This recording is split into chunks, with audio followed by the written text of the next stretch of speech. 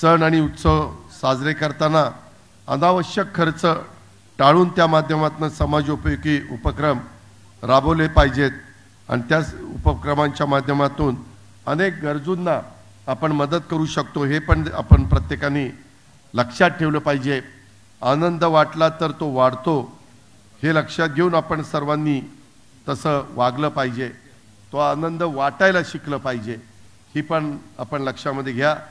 राष्ट्रवादी काँग्रेस पक्षाची स्थापना 10 जून 1999 झाल्यापासून पिंपरी चिंचवड शहर आणि परिसरातील इथल्या जनतेने माझ्यासारख्या कार्यकर्त्याला तसंच राष्ट्रवादी काँग्रेस पक्षाला मोठी ताकद दिली, प्रेम दिलं। या शहरांनी देखील माझं सुद्धा विशेष त्या ठिकाणी प्रेम आहे आणि त्याच्यामुळं मला नेहमीच या शहराबद्दल आपुलकी जिव्हाळा हा वाटत असतो आणि त्यामुळे शहराची भरभराट व्हावी, या परिसराचा विकास व्हावा यासाठी माझा प्रामाणिक प्रयत्न चाललेला असतो। आत्ताही उपमुख्यमंत्री पदाची जबाबदारी घेऊन 100 दिवस झाले, आत्ताच पालकमंत्री पदाची जबाबदारी आली। माझा हाच प्रयत्न आहे त्याच्यातनं राज्याचं भलं व्हावं, बहुजन समाजाचं भलं व्हावं, वंचितांना मदत व्हावी, जो दुर्बल घटक आहे, जो अल्पसंख्याक आहे, जो आदिवासी मागासवर्गीय आहे त्याला त्या ठिकाणी न्याय देता यावा अशाच प्रकारची भूमिका ही माझी आणि माझ्या सर्व सहकारी मित्रांची आहे। आज या परिसराचा विकास करत असताना राज्याच्या राजधानीत कोणी जसं मुंबईसारख्या ठिकाणी उपाशी राहत नाही आणि प्रत्येकाला त्याच्या पात्रतेप्रमाणे काही ना काही काम ही मुंबई देत असते। मुंबईला सिटी ऑफ होप असं म्हटलं जातं, तसंच आपल्या पिंपरी चिंचवड शहराचं आहे। तुम्हालाही माहिती आहे, जरी प्राधिकरण भोसरी चिंचवड पिंपरी ह्या सगळा भाग जरी असला तरी देखील या शहरामध्ये हे शहर कधी कुणाला निराश करत नाही, उपाशी ठेवत नाही। आम्ही कधी कधी SRAच्या स्कीमच्या निमित्तानं चाव्या वाटपाचा कार्यक्रम करतो, कधी घरकुलाचा कार्यक्रम करतो, त्यावेळेस विचारत असतो अनेक लोक सोलापूर मराठवाडा बीड तिकडं जामखेड अशा वेगवेगळ्या भागातनं इथं कामधंद्याच्या नोकरीच्या निमित्तानं तिथं दुष्काळ पडतो म्हणून आलेले आहेत आणि त्याच्यामुळं इथं हे शहर प्रत्येकाला काही ना काही काम देण्याचा प्रयत्न करत असतं, रोजगार उपलब्ध करत असतं। त्यामुळे मुंबई पाठोपाठ आपलं पिंपरी चिंचवड शहरसुद्धा सिटी ऑफ होप आहे। आपल्या राज्याचे प्रमुख ग्रोथ इंजिन हे ओळखलं जातं, उद्योग नगरी, कष्टकऱ्यांची नगरी, याचा आपल्याला अभिमान आहे। राष्ट्रवादी काँग्रेस पक्षाची महानगरपालिकेमध्ये सत्ता असताना ह्या शहराचा नियोजनबद्ध पद्धतीने विकास करण्यात आलेला होता हे अनेक नागरिकांना माहिती आहे आणि सर्वात श्रीमंत महानगरपालिका म्हणून ज्या शहराची ओळख होती, लौकिक होता, तो आपल्याला आता परत मिळवायचा आहे। त्यासाठी सगळ्यांना प्रयत्न करावे लागणार आहेत।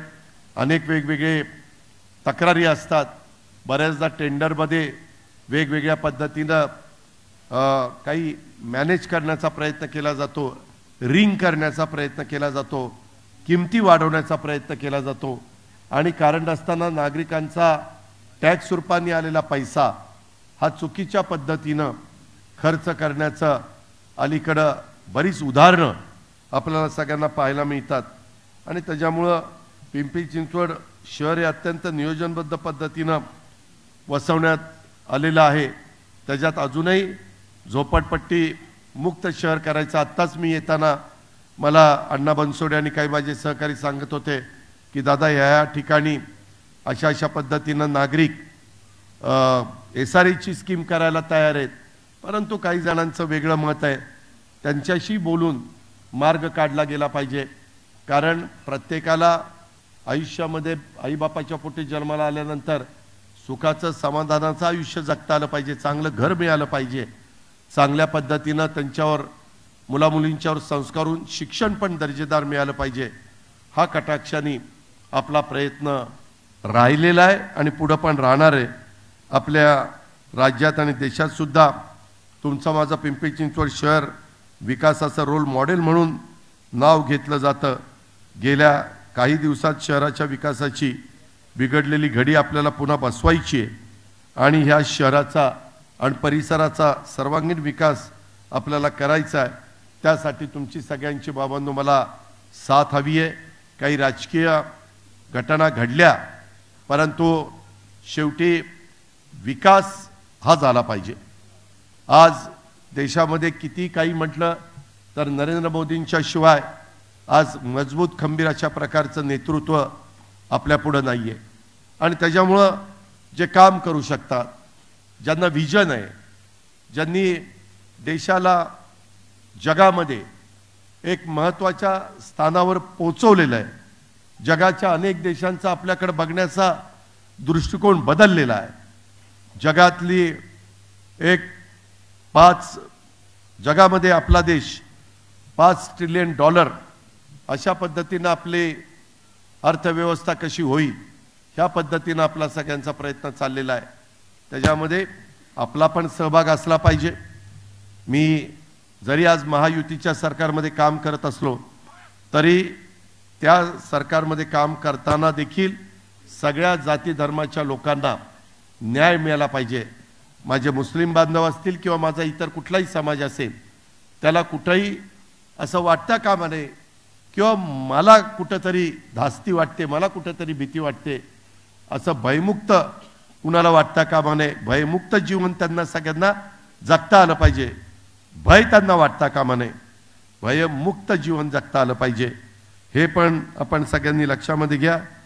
विचारांची प्रतारणा होणार नाही, ध्येय धोरणांची तडजोड होणार नाही, सर्वांना न्याय मिळेल, समाजातील वंचित उपेक्षित घटकांना त्यांचा हक्क मिळेल, कुणाच्यावर अन्याय होणार नाही याची काळजी आम्ही सगळेजण, मग भुजबळ साहेब असतील, दिलीप वळसे पाटील, धनंजय मुंडे, हसन मुश्रीफ, संजय बनसोडे, त्याच्यामध्ये अदिती तटकरे, अनिल भाईदास पाटील, आम्ही सगळेजण, आता मी सगळ्यांची नावं घेत नाही, परंतु सगळे मिळून त्या पद्धतीचा प्रयत्न आम्ही करतोय। तशा पद्धतीनं काम आमचं सगळ्यांचं त्या ठिकाणी चाललेलं आहे।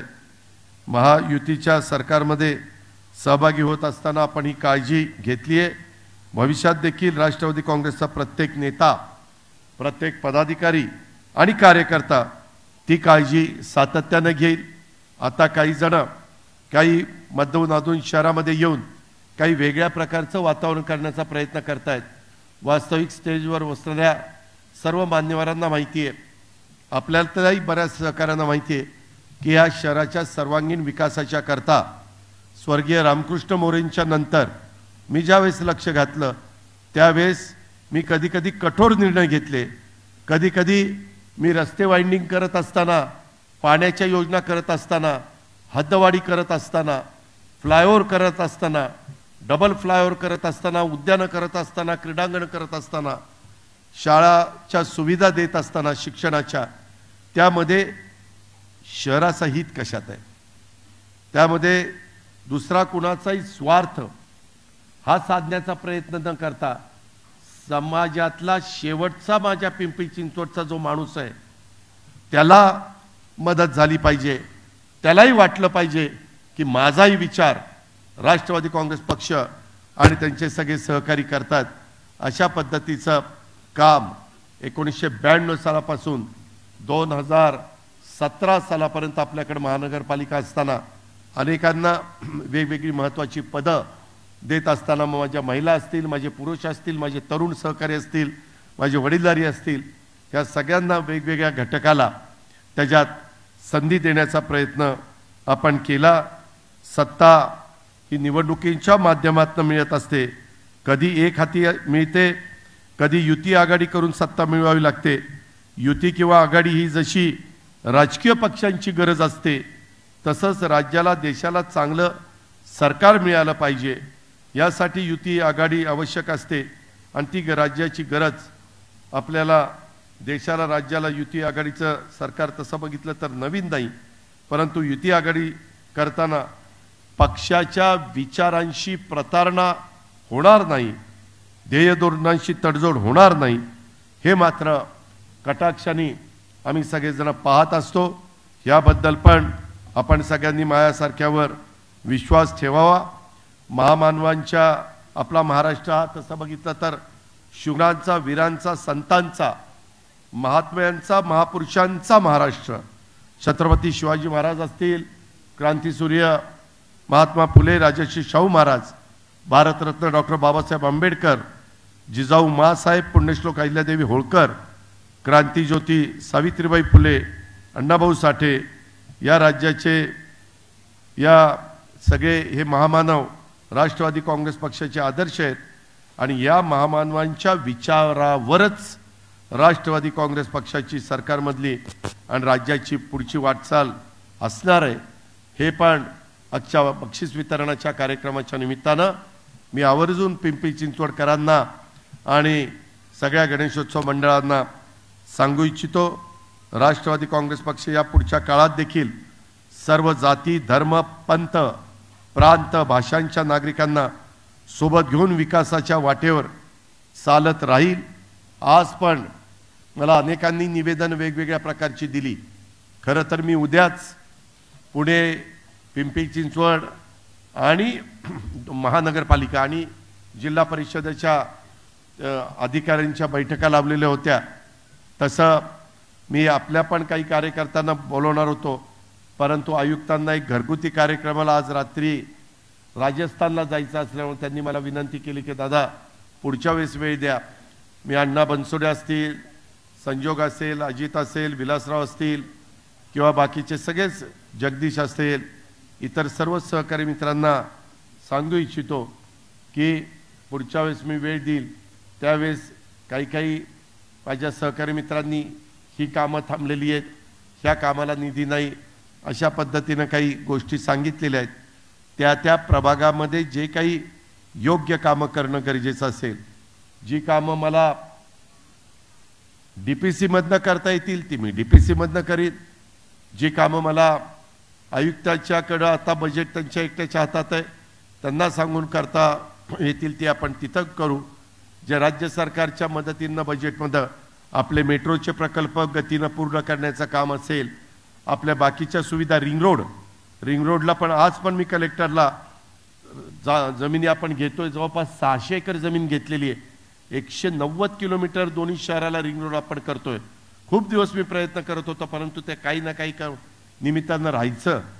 आता मित्रांनो, तो एकेकाळी 10,000 कोटीचा प्रकल्प आता 26,000 कोटीच्या पुढे गेलेला आहे।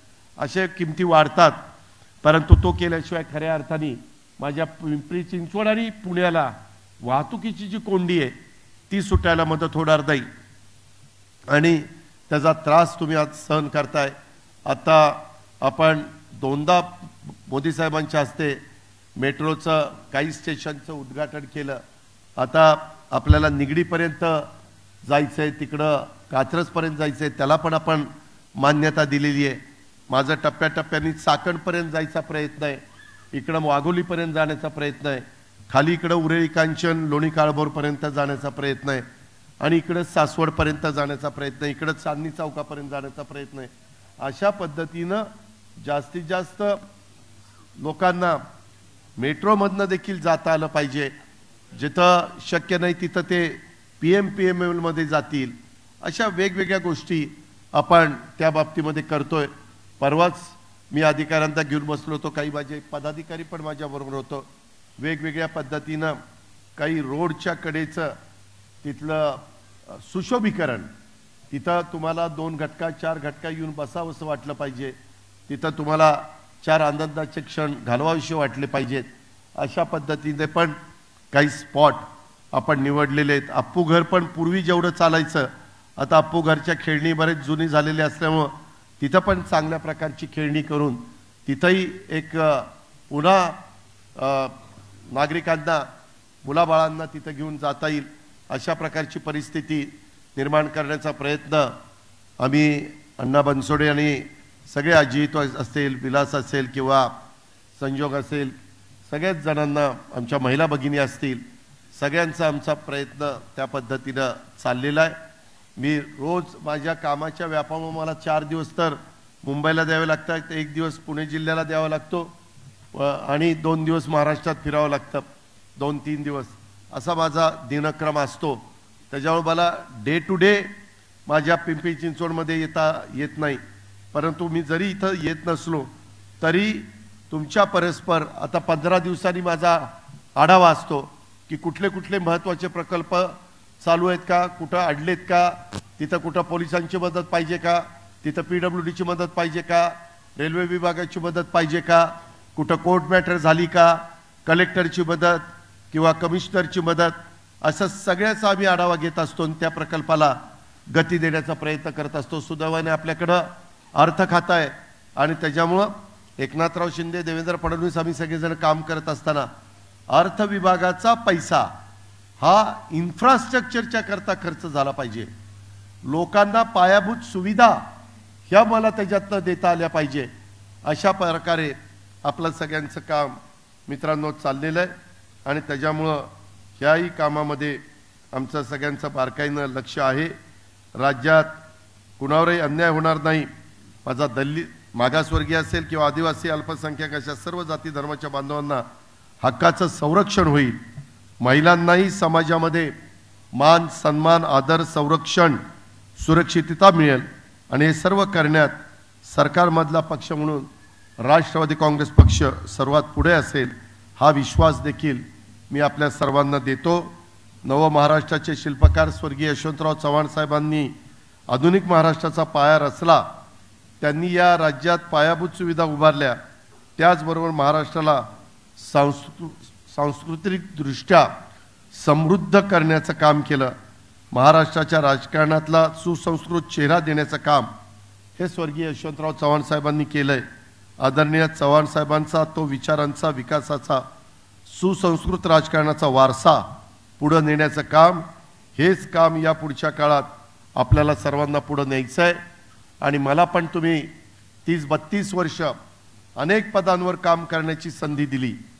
अनेकदा माझ्या विचारांचे आमदार, माझ्या विचारांचे नगरसेवक, पदाधिकारी निवडून देण्याचं काम तुम्ही या बाबतीमध्ये केलेलं आहे आणि त्याच्यामुळं इथून पुढच्या काळात देखील माझा हाच प्रयत्न राहणार आहे.